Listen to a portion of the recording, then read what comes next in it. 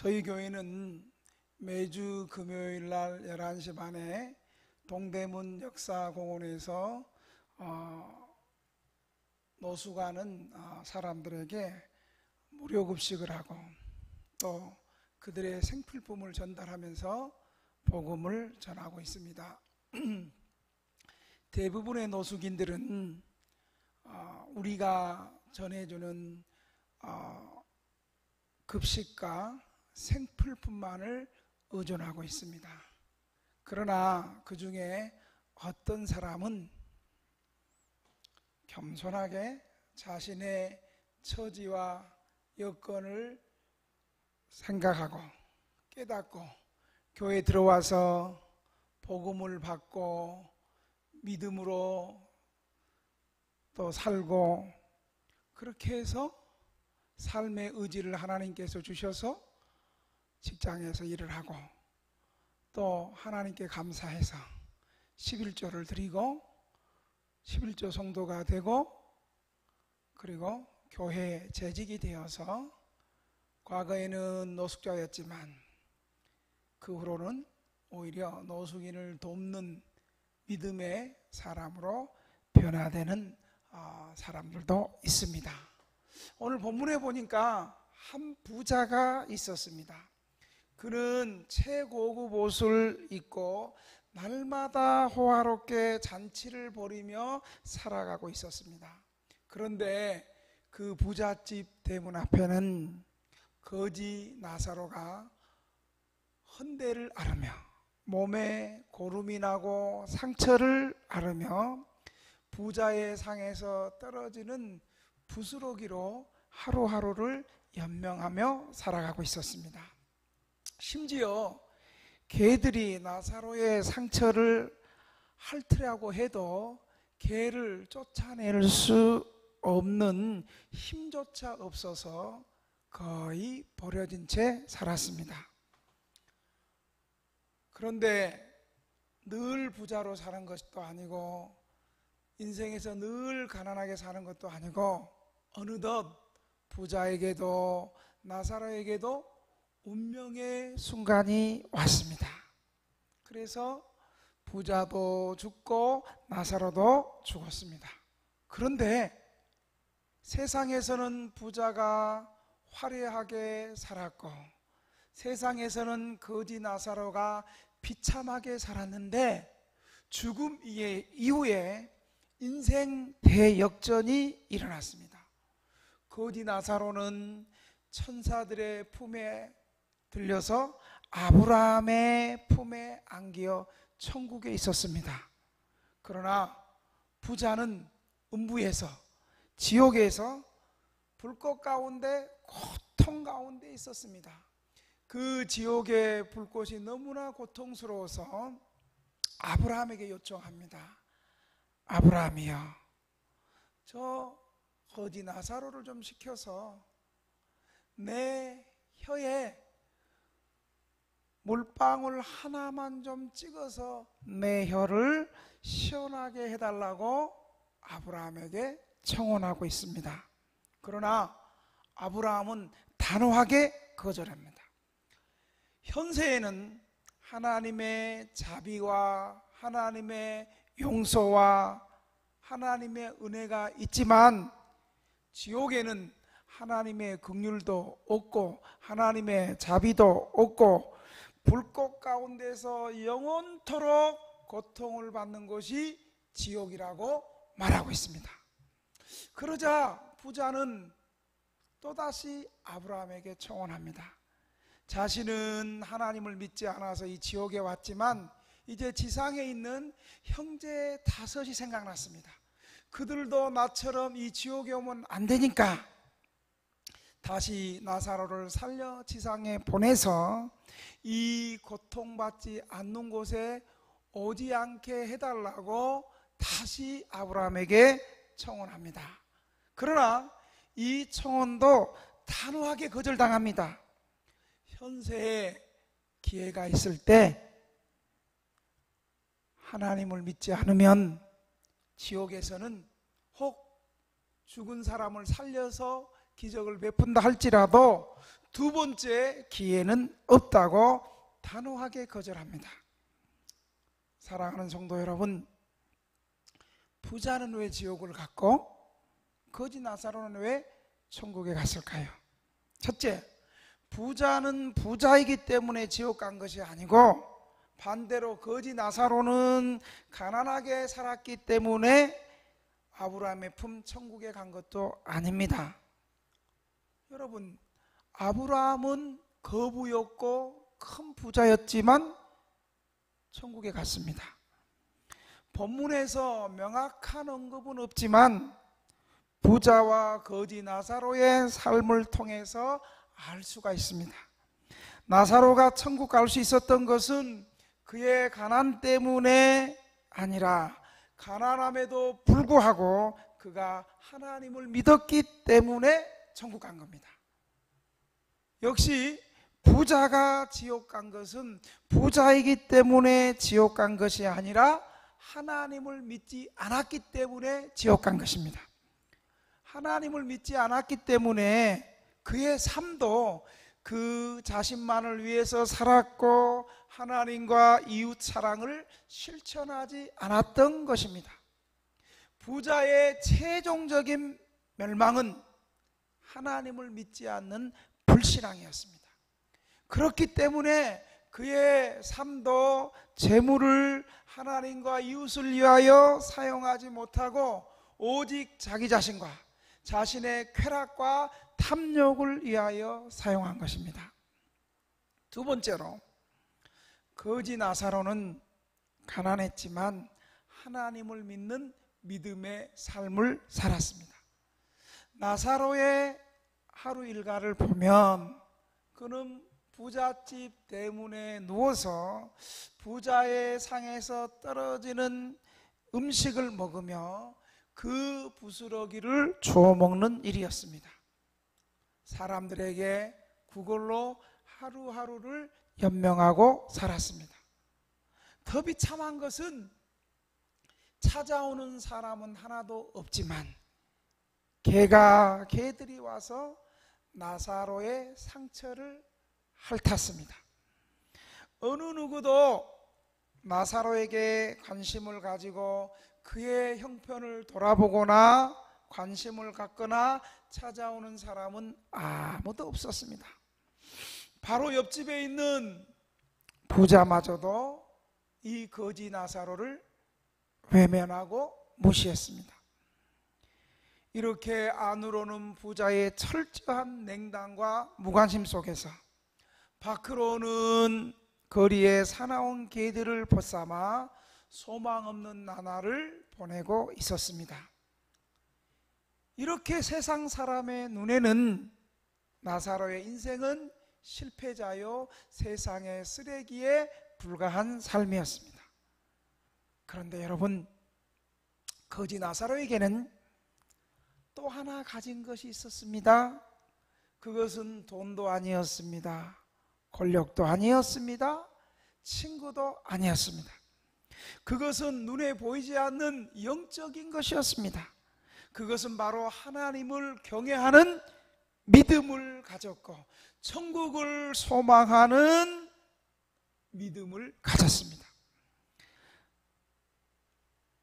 나사로의 이름 자체가 그 믿음을 입증하고 있습니다. 나사로란 말은 도움의 하나님, 하나님께서 도우셨다라는 뜻을 가진 그의 이름에서 보듯이 나사로는 가난했지만 세상에 소망이 없었지만 하나님을 의지하고 오히려 천국을 소망하며 살았습니다.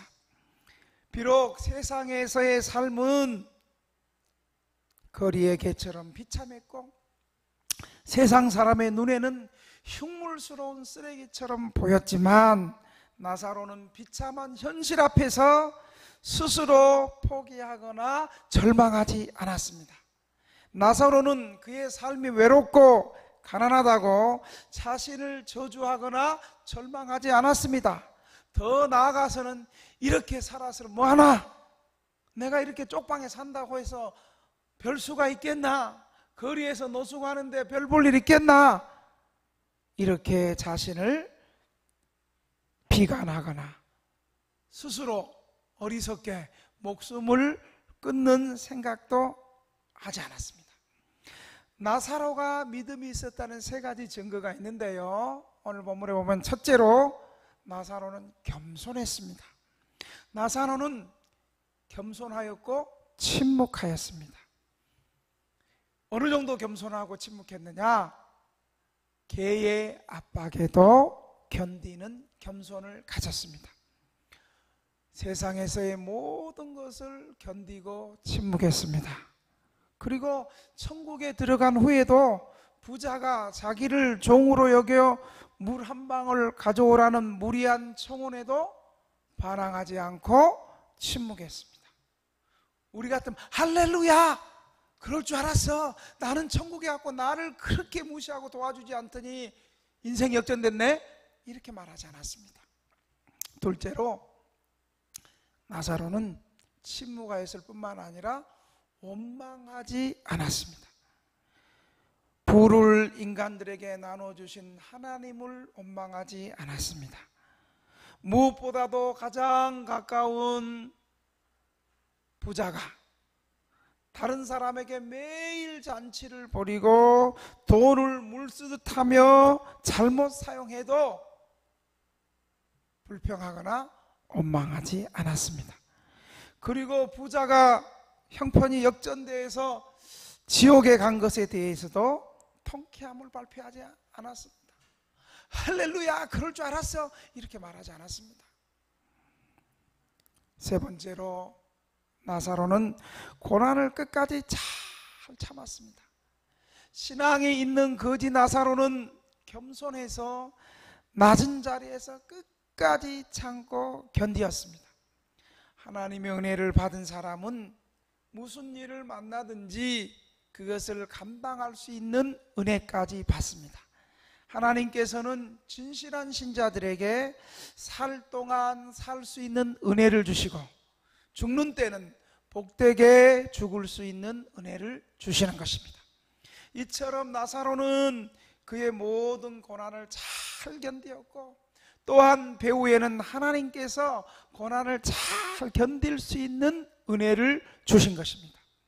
더 나아가서 나사로는 자신은 하나님의 자녀라는 믿음의 긍지를 가지고 살았고 이 믿음에 있어서는 넉넉했고 소망에 있어서는 부자였습니다. 당시의 유대인들은 자신들이 평안하고 물질이 넉넉하고 풍요로울 때는 하나님의 축복을 받았다고 생각했습니다. 그런데 가난해지고 병들어지고 쓸쓸해지면 하나님의 저주를 받았다고 생각해서 풍요로운 삶을 살다가 궁핍해지고 가난하면 하나님을 원망하고 스스로를 비관하고 학대하며 하나님을 떠나는 삶을 살기가 대부분이었습니다. 그러나 나사로는 아무리 몸이 병들고 찌든 가난 속에서 살고 사람들이 멸시하고 무관심하다고 해서 그것 때문에 자신을 한탄하거나 환경을 원망하거나 나아가서는 하나님을 원망하지 않았습니다. 또한 하나님을 믿는 믿음의 삶을 의심하거나 회의를 품지 않았습니다. 더욱 믿음의 삶에 있어서 넉넉했고 날마다 믿음의 소망을 품고 살았습니다. 로마서 8장 24절에 보면 우리가 소망으로 구원을 얻었음에 보이는 소망이 소망이 아니니 보는 것을 누가 바라래요.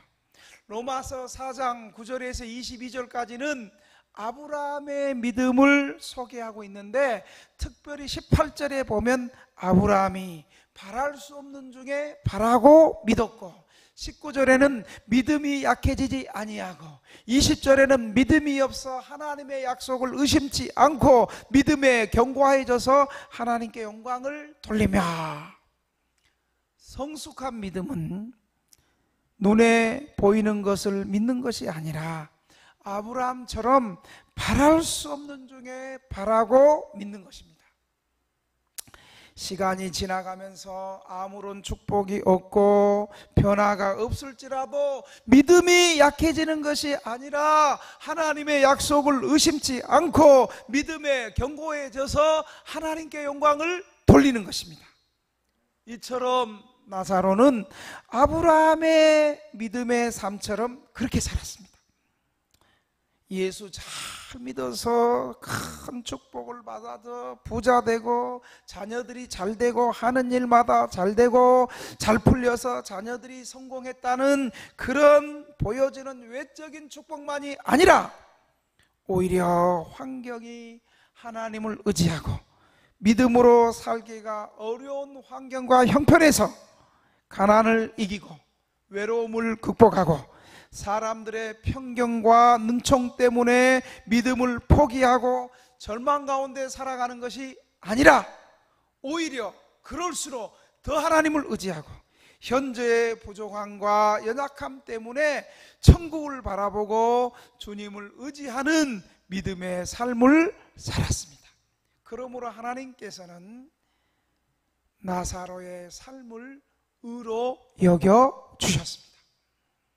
마지막으로 이 부자와 거지 나사로 이야기는 자신만을 위하여 재물을 사용하고 가난한 사람을 위해 사용하지 않는 자는 하나님을 믿는 자도 아니고 이웃사랑을 실천하는 자가 아님을 우리에게 깨닫게 하는 것입니다. 물질을 어떻게 사용했는가를 우리에게 보여주고 있습니다. 바로 누가복음 16장에서 바로 불의한 청지기가 재물을 어떻게 사용하는가, 그리고 오늘 부자가 재물을 어떻게 사용하는가를 우리에게 지금 보여주고 있습니다. 부자는 율법이 요구하는 가난한 자에 대한 구제나 자선을 베풀지 않았고 가난한 사람을 위해서 재물을 사용하지 않았습니다. 잠언 14장 31절에 보면 가난한 사람을 학대하는 자는 그를 지으신 이는 멸시하는 자요. 그를 지으신 이가 누구예요? 하나님을 멸시하는 자고요. 궁핍한 사람을 불쌍히 여기는 자는 주를 공경하는 자니라. 그러니까요, 가난한 사람을 대하는 태도와 자세가 하나님을 경외하는 믿음의 자세인 것을 우리에게 보여주는 거예요. 잠언 14장 31절에 보면 가난한 자를, 잠언 19장 17절에 보면 가난한 자를 불쌍히 여기는 것은 여호와께 구워드리는 것이니 그의 선행을 그에게 갚아주시리라. 여러분, 가난한 사람을 불쌍히 여기는 거, 그 하나님께 구워주는 것이래요. 그리고 하나님께서 그의 선행을 언젠가는 갚아주신대요. 잠언 28장 27절에 보면 가난한 자를 구제하는 자는 궁핍하지 아니하려니와 못 본 채 하는 자에게는 저주가 그리라. 이렇게 말하고 있습니다. 구원에 이르는 진정한 믿음은 재물 사용에 대한 극단적인 변화를 신자들에게 요구하고 있습니다. 아무리 하나님을 잘 믿는다고 할지라도 재물 사용에 있어서 가난한 이웃에 대하여 사랑을 보이지 못한다면 그 신앙은 외관상의 믿음이지 실제로 존재하는 믿음은 아니라고 우리에게 말하고 있습니다. 그러한 믿음은 존재하지 않는 허상이라고 말하고 있습니다. 사랑하시는 등대교회 성도 여러분, 부자의 죄는 뭡니까? 그가 뭐 나쁜 짓을 한 것이 아닙니다. 거지 나사로에 대한 관심을 갖지 않았다는 것이고, 자신이 사치 가운데 뒹굴고 세월을 보내고 있을 동안 나사로가 고통과 굶주림에 시달리고 있을 때 고통과 궁핍을 방관한 것입니다.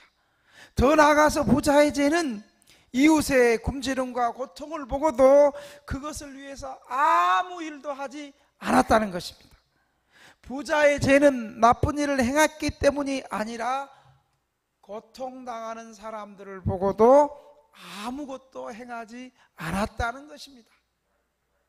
오늘 부자와 거지 나사로 이야기를 통해서 이 세상에서 자신의 재물을 가난한 자를 위하여 사용하지 못하게 되면 저 세상에서는 고통에 처하게 된다는 것을 분명하게 보여주고 있습니다. 사랑하는 등대교회 성도 여러분, 우리가 비록 이 세상에서 가난하게 고통스럽게 산다 할지라도 거지 나사로처럼 영원한 천국이 있음을 믿고 가난 중에서도 낙심하지 말고 더욱 하나님을 바라보고 믿음의 삶을 삽시다. 그리고 아무리 우리도 가난하다 할지라도 우리보다 더 어려운 사람들에게 우리의 물질을, 우리의 돈을 가난한 사람들을 위해서 아름답게 사용하는 믿음의 사람이 되시기를 주님의 이름으로 축원합니다. 축원합니다.